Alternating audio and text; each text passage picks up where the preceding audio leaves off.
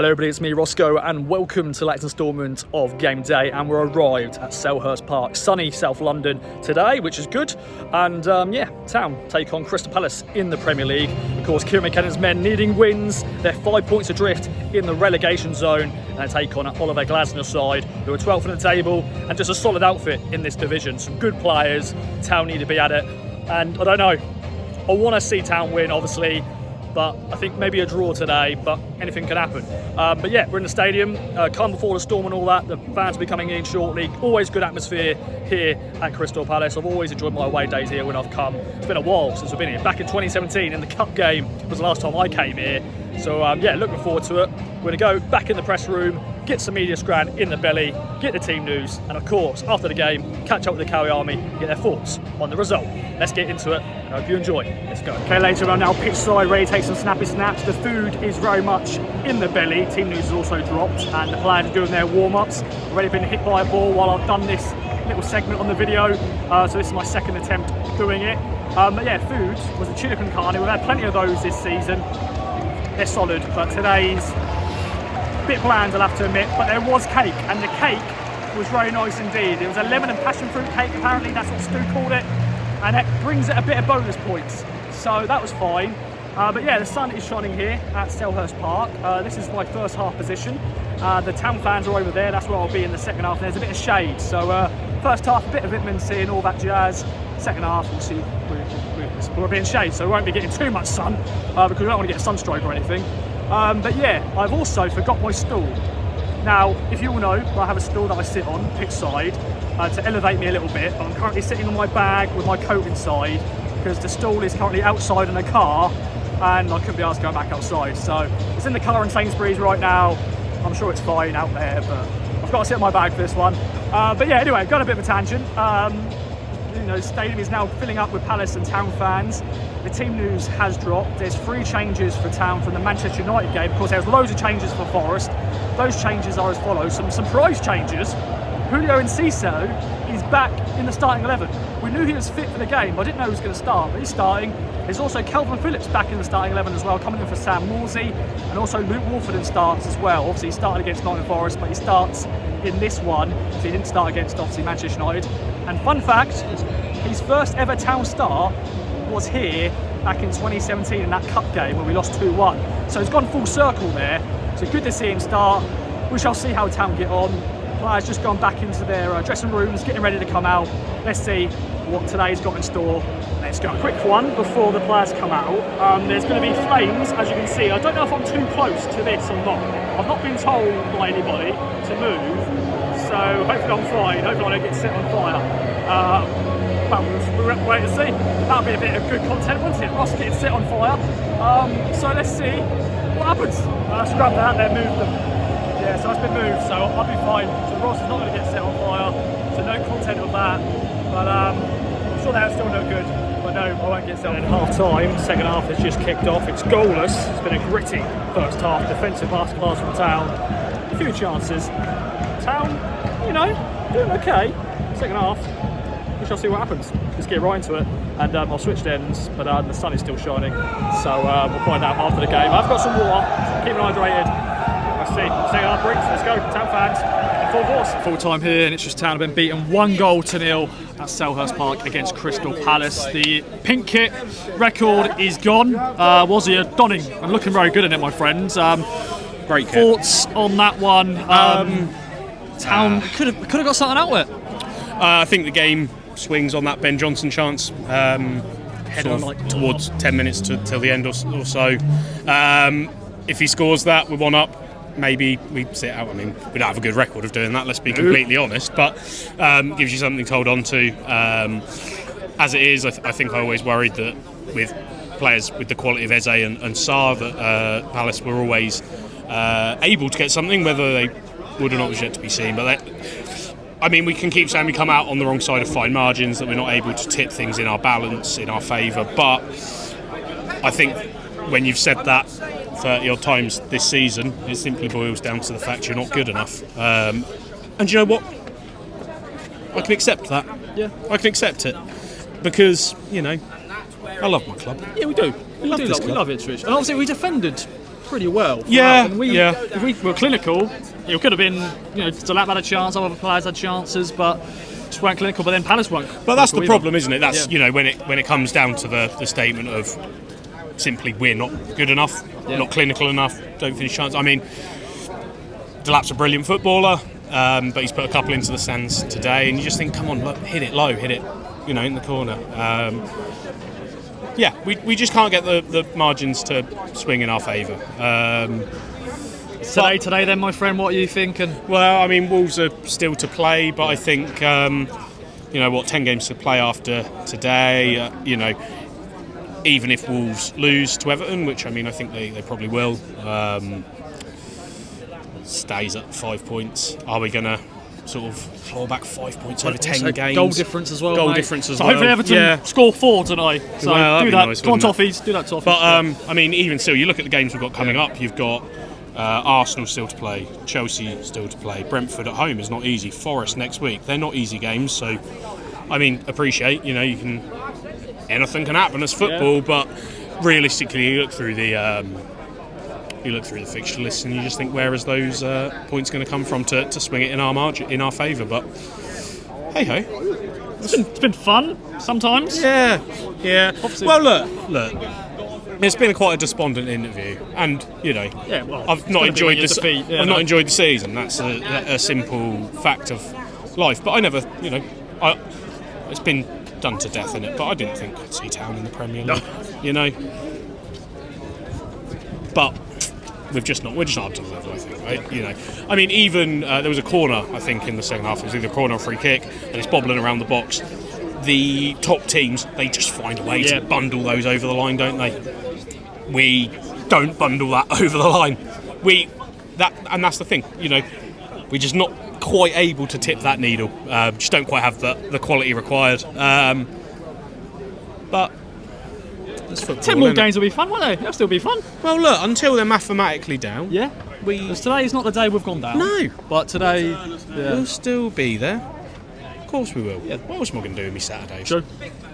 Yeah, off-season's boring, isn't it? Well, exactly. International break coming soon. Even more boring. Yeah, I know. So, look, you just got to stick with it, and maybe a miracle happens. It's football, but I think today, Palace they had that bit of quality to tip it in their favour. We didn't. Story of the season. Story of the season in 90 minutes, really. Pretty much. Defended well, had chances, but didn't score them. And fell to the fine margins. Yeah. But, you know what? We go again. Up 10. Top man. Liam from crew, always good to see you, my friend. I know you've got to rush off to get a train to catch up with good old Paul, who's normally filming. A defeat here today, my friend. Thoughts? Season in a nutshell. Yep. Competitive, but not quite good enough. And we didn't play badly. Actually, we were the better team, I would say, overall. We had the better chances, I think, in the game. And Palace were pretty poor, I think, for the majority of it. They didn't really seem to get going, but it's just the same old. You don't take your chances, you're going to get punished at this level, and it's just one moment they've scored, and that was it. And the way the game went, it was going to be one chance would settle the game, and that it's gone against us. But there's not a lot you can really say. We're just not quite good enough for the level. That's the main thing. But I've always said, if it does end in relegation, which it probably will do, Town go down with a much stronger squad to build from to get back to this level in the future. So just got to take those positives, really. But the performance was good. Cheers, mate. Anyway, I only got to rush off. Final words, my friend. 10 big games left to go. What do you reckon? Today, that's sort of like first, nail in the coffin, or well, I think it depends what Wolves do later. Yeah. You may be watching this when the Wolves game's done, so you know what's happened. If Wolves win, then we're screwed. It is. But if Wolves don't, then obviously it keeps it going for another week. But it's the whole point of everyone keeps going about, well, it's all about Wolves, but we've got to win our matches, and we're not winning matches, and we've only won 3 all season.